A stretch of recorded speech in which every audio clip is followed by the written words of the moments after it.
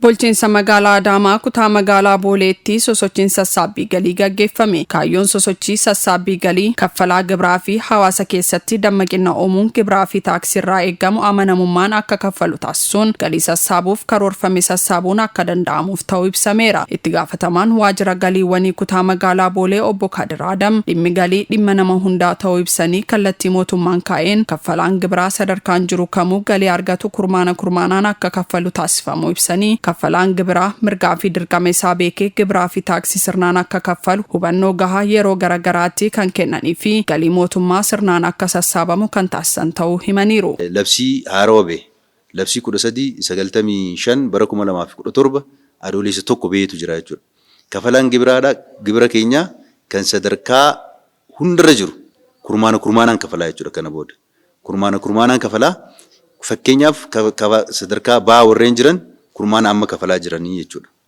Isa kanaaf kurmaanatti adda baafamee adda qoodamee hin kafalaa jechuudha. Fakkeenyaaf kan duraan waggaatti kafalamaa ture sun kurmaana afuranitti adda qoodameeti kurmaanaan kafalamaa jiru. Kun faayidaan isaa tokko kafalaan gibraa keenya maallaqni irratti guddatee karaa guutuuteen miidhaa isarra dhufusan salphisuuf jechuudha.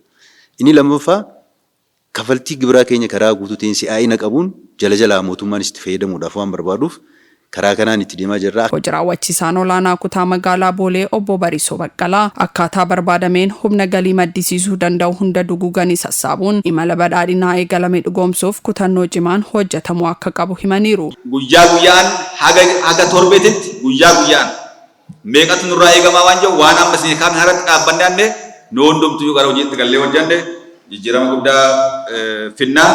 Kanaaf immoo bulchoonnis hooggansi keenya haga zooniitti akkaataa amma jenne kanaan sosochii amma asitti sadarkaa kutaa magaalaatti eegalle kana sadarkaa zooniitti sadarkaa bilookitti gadi buufnee jijjiirama manatti jijjiirama suuqii daldala bakka amma potenshaali jira jennee itti amma karaa guuttee kanarratti dhaabbannee galii sassaabuun dura jira waan ta'eef karaa kanaan yoo deemne bu'aa fiduu dandeenya.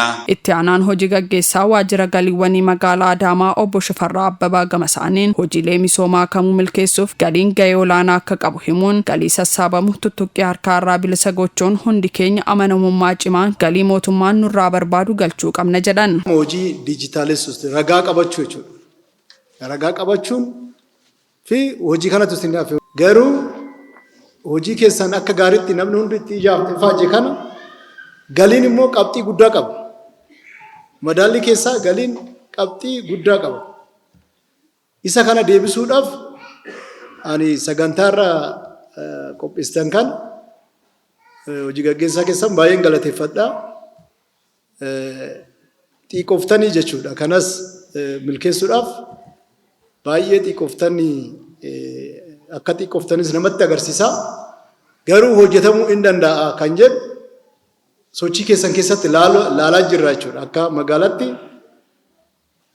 aanolee yoo fudhanne fakkeenya faanaan gooroo baay'ee itti deemee jira jechuudha. Sadarkaan isaa guyyaadhaan yoo gallakkifnu naannoo 11 irraa amma karaa 5-6 ol dhufaa jira jechuudha.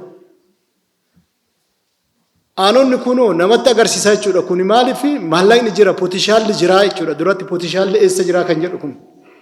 Potishaalli jira garuu potishaala hunda waliin geenyee sassaabutu rakkoo ta'e jechuudha. Hirmaattonni sagantichaa gama isaaniin waan tokko dalaguu dura beekumsa argachuun gaariidha. Beekumsi isin achirraa nuu kennitan suni beekumsa gaariidha. Waa hedduu nuu ibse dhugama biyyi tokko galii malee guddachuu hin dandeettu. Uummata kana malee hin qabdu ammoo ka biyya kana guddisullee waan isii murteessu uummatuma kana dhaamsise nu ergitan sanii sharafa tokko malee fudhannee jirra. Fuulduratti illee ka biyyattii tana walumaa misoomsuu fi numartuu carraa goona jechuudha.